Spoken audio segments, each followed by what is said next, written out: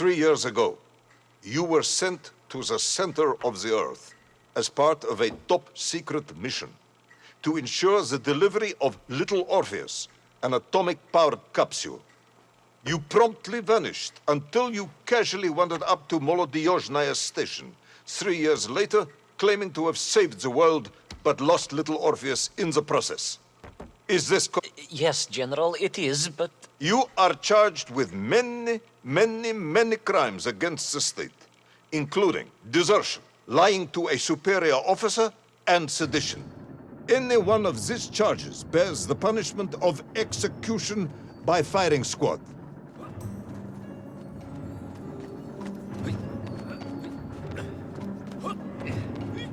General, you must be reasonable. I did my best.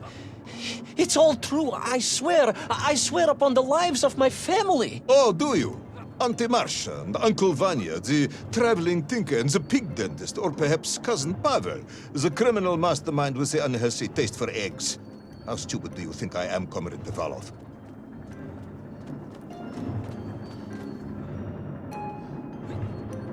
Subtitle, it is all true. Maybe your toy maker, or was it watchmaker, father, who apparently taught you all he knew, despite being killed when you were less than 5 years old. I was a fast learner? You have precisely 1 minute to convince me not to summon the guards and have you shot on the spot. A minute? A lifetime. It's all I need, General.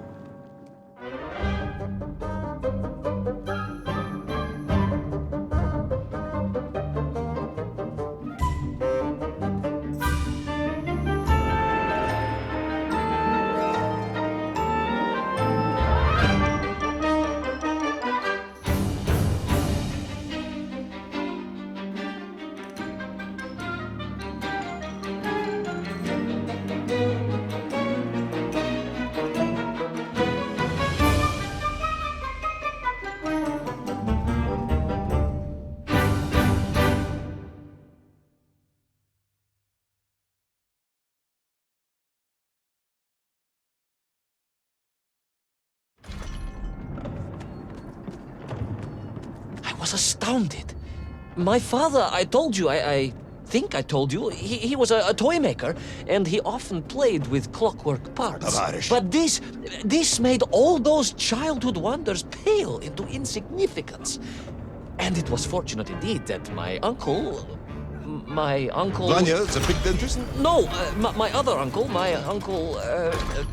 Sasha, had taken me mountaineering in the Urals during my childhood, for it was only by scaling these giant mechanical parts that I would reach little Orpheus. Yes, I had been thinking that it seems awfully convenient that you were such an accomplished climber. I don't, however, recall any mention of this Uncle Sasha in your file. He was a very private man. A very unlikely man. That was Uncle Sasha's blessing and his curse.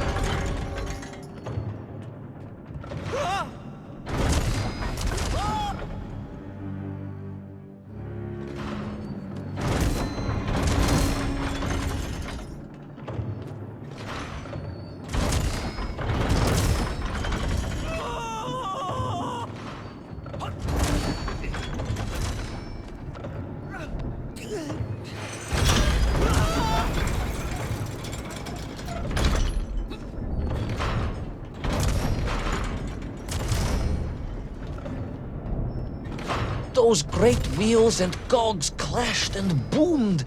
The vast hands of all time crunching forever and ever around. Ivan Ivanovich. Pendulums and springs and great big wheels and tiny little wheels. Товарищ Privalov, stop! Though at least the Myenk were not here, especially as they seemed to infest the world below the surface.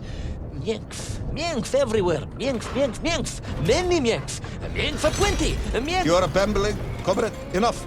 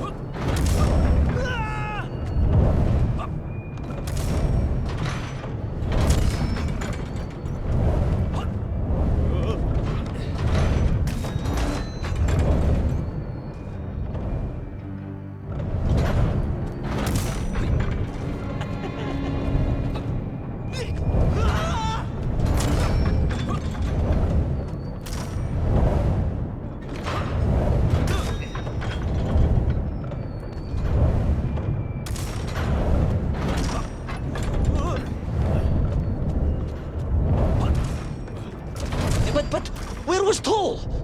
Aha! High above. On the clock face, perhaps. With his radios and his crystals. If I could just reach him, I could use the bomb. There is no bomb. You have no idea how to make a bomb.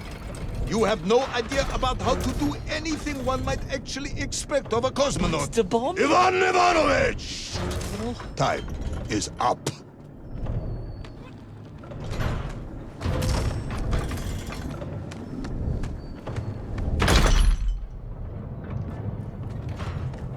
Stop talking, Tavarish.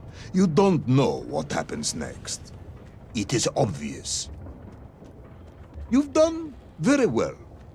I applaud you for your efforts and your story. It is a wonderful tale, Comrade Privalov.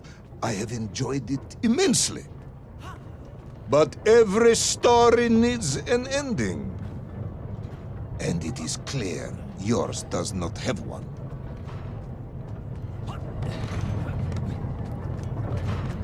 I just need more time. I think that even if I gave you all the time in the world, it would not be enough.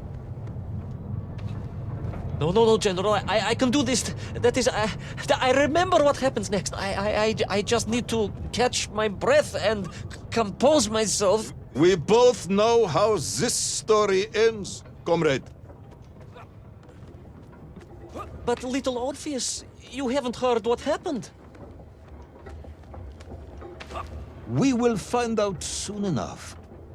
You will be executed, and another expedition will be sent. No, you cannot. You cannot. We must never go back. You don't understand. Make me, then. Make me understand.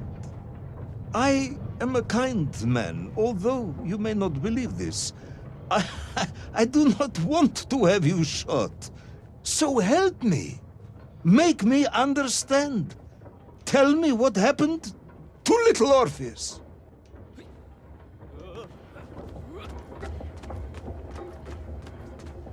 It was... Ivan Ivanovich? It was... It was... No. I'm sorry, General.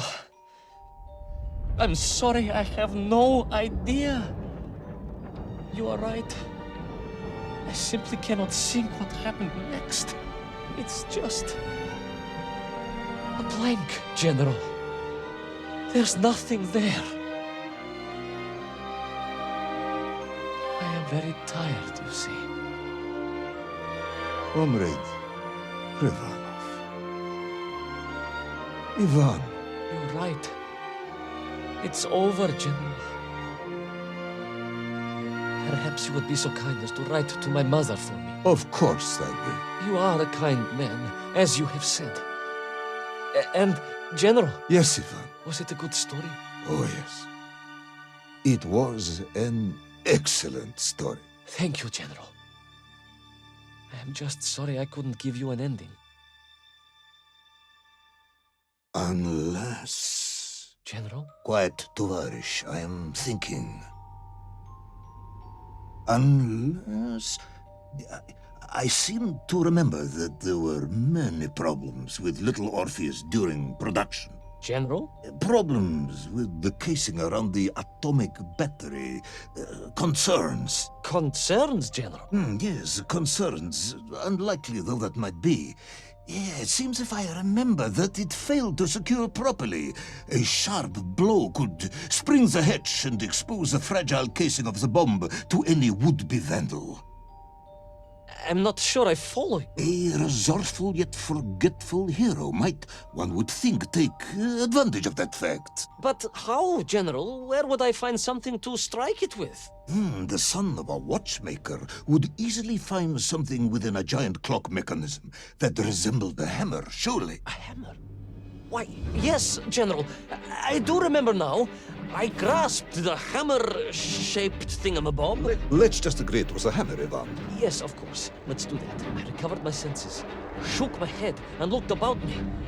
In my distracted stupor, I had climbed further up the tower than I ever thought possible. In front of me was the clock face, and I gazed out through it at the sheer expanse of history. And I knew whatever happened next... happened next? The hand of destiny had fallen upon your shoulder. Yes! It had. And what an extraordinary hand it was.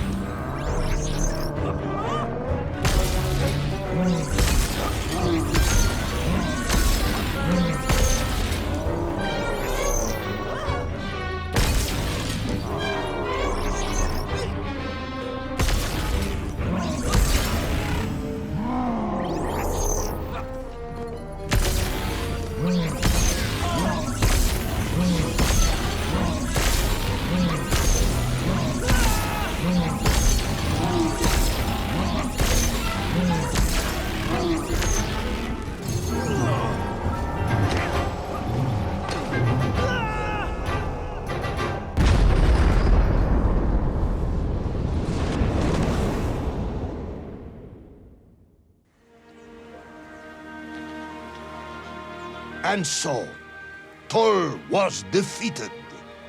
Little Orpheus destroyed, the bomb lost forever. Not just that, General. In that moment, time sprang back to its proper shape, and I found myself once more in Plutonia, the start of my journey. But the wound in the interior sky was gone. The drill was gone. It was as if I had never been here. And they were nymph, free and happy, without the tyranny of toll, free to pursue their simple lives. But we can never go back? Never, General. One drill, one metal sphere, one lone cosmonaut was nearly enough to destroy time and unleash the tyrant toll upon our world. Who would think an innocuous beeping radio housed in a ball of metal could change the world so dramatically? Who indeed? But tell me, what of you? And what of your return to the surface? I stayed amongst the Mienk for as long as I could. But I came to realize they had begun to worship me as a king. No, General. I am a good socialist and could not allow this workers' paradise to become corrupted. And so I left that wonderful land for the last time. And then? And then I walked. For 2 years I wandered, always looking for a way home, through lands and worlds almost beyond imagination. Until one day I emerged, blinking into sunlight, and realized I was home. Until one day I emerged, just like that? You just found your way back to the surface? Well, General, it was a little more complicated than that. There were great obstacles to overcome and terrible challenges to face and incredible lands to explore. Enough, Ivan. Little Orpheus is lost forever. The interior is sealed. You have returned with a story of socialism, triumphing over incredible odds. It is, as I said, enough for one night. Enough for my report, at least. General, if I may... Comrade Ivan Ivanovich Privalov, you are found guilty of all charges brought against you and sentenced to execution by firing squad. However, having listened to your story, I believe you are quite mad. In other words, I find your madness guilty, not you. And we cannot execute madness. And indeed, there are lessons to be learned, even in the depths of this madness. Perhaps the Americans were right to send the chimp after all. So, General? Get out of my sight, Ivan. Go home. Enjoy a state pension as a madman. Just make sure I never see you again. Yes, General. Of course, General. Anything you say. I shall be small and quiet and live a life without excitement and... Out! Until one day I just emerged. Oh, very good, Tavarish. Very good indeed.